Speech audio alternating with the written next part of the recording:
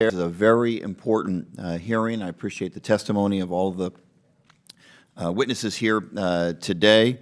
Before joining this committee, before joining Congress, I was mayor of Phoenix, Arizona. So we had to run Phoenix Sky Harbor Airport, one of the largest airports in America, almost 45 million passengers each year and growing. I represent one of the fastest growing communities in the United States of America. We did utilize the passenger facility charge in very responsible ways, including adding 15 new gates to Terminal 3 at Phoenix Sky Harbor Airport, which we recently named after Senator John McCain and honored him and his service to country.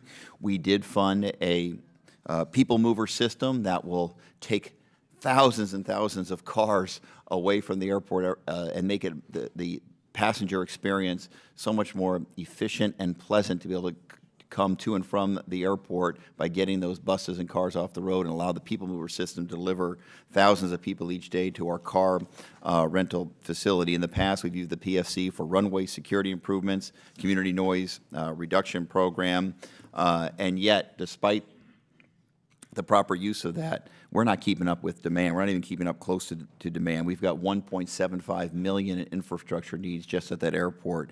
I also represent portions of the city of Mesa now, and Phoenix Mesa Gateway Airport also saw a record year for passengers as well, and they are just growing leaps and bounds, and they need the support. I can also tell you that ideas that we would use general obligation bonds of a city at the airport is not realistic. We're a very efficiently run city, just like the cities that are represented here at the table and those airports. We use those resources for police and fire and parks and libraries and other needs of the community, and they're bursting at the seams as well. So realistically, the citizens of my community expect that aviation projects and infrastructure projects at airports are going to be funded at the airport and through fees at the airport.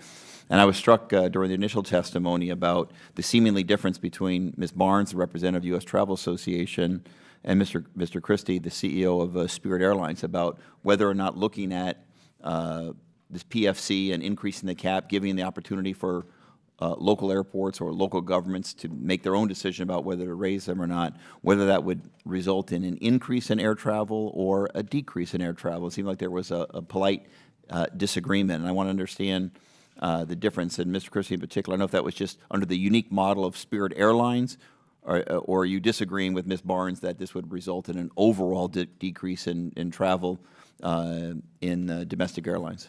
Thank you, Congressman. I would say specifically as it relates to the Spirit model, our customers are very price sensitive. We are the lowest fare in the marketplace, and so a fixed fee increase on a per passenger basis is in a lot of ways quite regressive on those types of customers, and so we can say that it would be regressive and probably destimulative to the model for Spirit.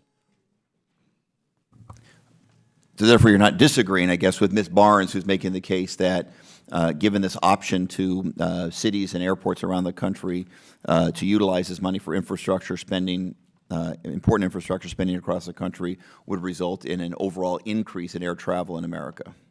Well, I don't have any data one way or the other. All I can tell you is that the current financing structure to use either public debt, taxable or non-taxable, and finance that debt with rates and charges on the airlines tends to favor efficiency. And in our case, because we're a more efficient carrier, we can defray that